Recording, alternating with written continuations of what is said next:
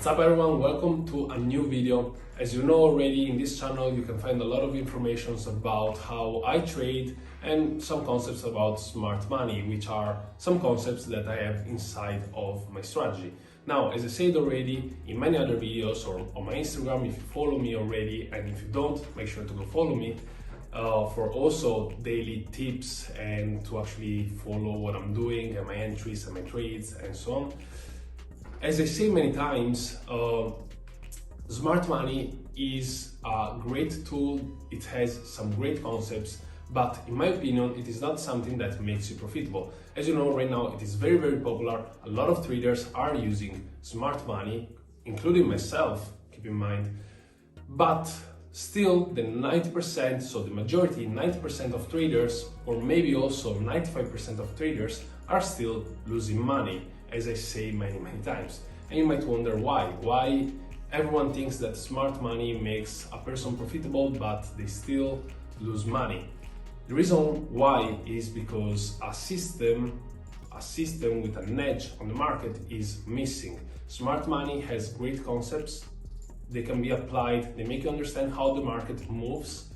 But if you don't have a system that is proven to work over time and is proven to give you that extra edge in the market, then it is not enough to actually be profitable. Of course, mindset and psychology plays a huge role, and you might argue that 90% of traders also lose because of that, and I agree that it plays a role inside of the overall 90% of traders, but this is not the only thing. Keep in mind that smart money needs to be contextualized inside of your strategy. With that being said, I hope that you will like this video. Make sure to subscribe, because I will drop 1 or 2 free videos with free education here on my YouTube every single week. And if you want to join my course for some extra education and to actually learn how I trade and to follow my setups and my entries, then the links are here below. I'll see you in the video. Testing file. So your CHF is a little bit different, and in fact it was holding this supply with imbalance. You just enter with pending order. This is still great. If you add the lower time frames confirmation, even better, but overall very good trade.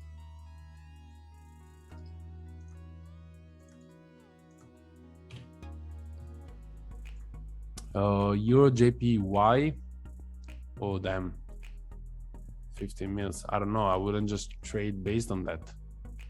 Let me see. As you know, you always need multi-time frame analysis. Multi-time frame analysis is key. So here we have Euro JPY, and personally, if I have to give you my opinion, I will not look for sells from this supply. I really don't, personally, I don't like this supply. The current range is,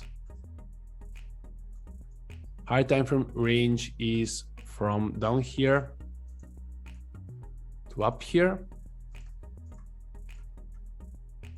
Now, if you look more zoomed in, the range is from up here to down here. Okay, and we are already in sells from this supply, which is the supply that broke structure.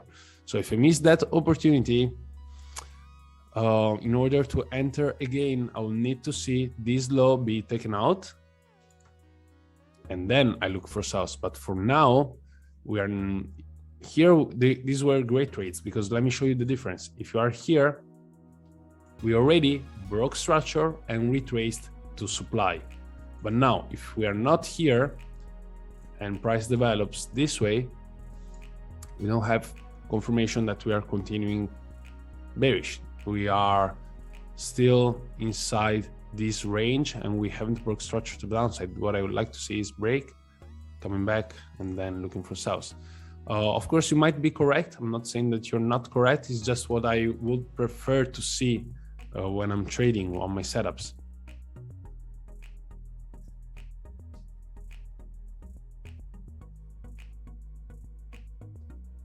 Do you take Friday trades? Of course, there is no problem with Friday. Friday is always good. I'm just saying I prefer to trade London on Friday, but overall I'm trading both London and New York. But if I have to trade on Friday, I prefer to trade London.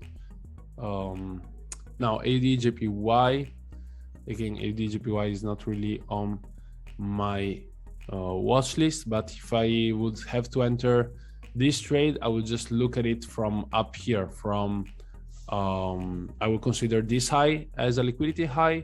If we push higher and we mitigate maybe 15 minutes over the block, you will need to look at the 15 minutes right here. Then I will enter from up here, not really from here, but this is just me. Again, I might be wrong. This is just how I trade. Of course, maybe we come here, we reject, we continue to the upside, to the downside, and this would have been a miss trade for me. But I'm really strict with my plan, and I only execute what my setups basically. Is Asian session the best to trade? No, I trade London and New York, as I just said. How do you backtest? Do you look at all timeframes? It depends. It depends what you're backtesting. Sometimes I backtest one concept. So for example, just higher timeframes order blocks. So only 1 hour order blocks, which are the best order blocks, just like the backtesting file that I sent you. Sometimes I backtest some other concepts. For example, London manipulation after Asian range, and that I backtest it only on the 15 minutes. But these are just concepts that are part of my overall strategy. Some other times I backtest the whole strategy, which means that I start from the 4 hours and I do all the steps. So 4 hours direction, 1 hour direction plus order blocks. And then once we reach my key areas, I look for the lower time frames entries. So yes, I go on lower time frames, usually 5 or 3 minutes. Sometimes I use the 1 minute, but when I do backtesting, I look 5 and 3 minutes, and then I just keep track of how my my strategy is working, basically. Now someone is asking for backtesting software or website. I just recommend TradingView is the best. I know you have to pay, but overall, honestly, if I have to say my opinion, if you have the motivation to become a trader, then you should just pay for TradingView. It's not that expensive. Of course, I understand that it might be expensive for some people, but overall, this is trading, and if you need to, if you want to improve, then you also need to make some investments. There is another website which is Forex XL. I will write it here, but it is not as good. It is free, but it's not as good as TradingView. It's more confusing, doesn't have all the data. TradingView is just the best. So what does LE mean? I explained it in the beginning of 2.0. It means manipulation. Please show me how to backtest right now, and you wrote it 4 times. Okay, I will show you, but chill. Okay, so for example, I want to backtest. I will do a quick explanation. If I want to backtest, I go here, click on replay, go back, I don't know, go back, and I clear my charts. So I will have to take everything off. But anyway, right now, this is a quick explanation, and I would just see what's happening. So here, what's happening? Here we broke structure to the upside. And what else? Supply failed. I do my analysis just like if it was live market. Doesn't make any difference. Supply fails, demand is in control, at least to how I view the market. Then I will go on lower time frames. What is lower time frames saying? Lower time frames is still giving us, well, here we had a possible entry actually, because here this is very small, but it is, we go 1 pip below the structure and we break to the upside. So this was the supply in control, even if it was just by 1 pip, and therefore we could have entered. If supply fails, we could have entered from demand. This would have been my buy on backtesting, possibly from the beginning, stop loss below here, and take profit either at this supply or higher, depends on the risk to reward ratio. Let's target this supply right here. And then whatever happens, maybe I hit a stop loss, maybe I hit a take profit. Let's see. So of course you also need your rules on when you go break even. Now we break this structure. So after breaking this structure, now I will be break even. So if we come back, it is a break even for me. Oh, this is taking long.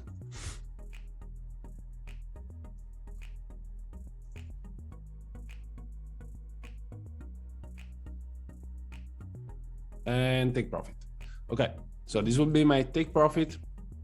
And you need to create a file, just like I did for my backtesting file. You can go on Notion, it's notion.com. Let me show you.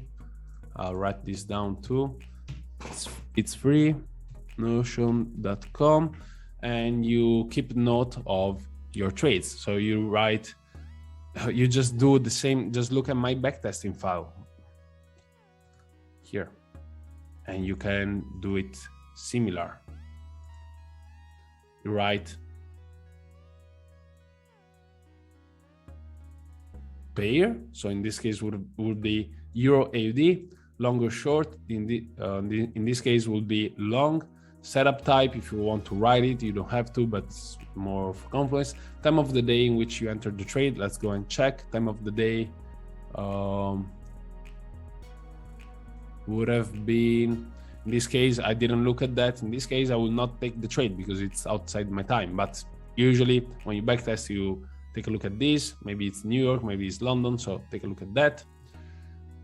Then you go back to your backtesting file, screenshot before, screenshot after. So before it's happening and after it happened, result, break even, partial, loss, win, and note, like what could you have done better or what you did correctly. Okay,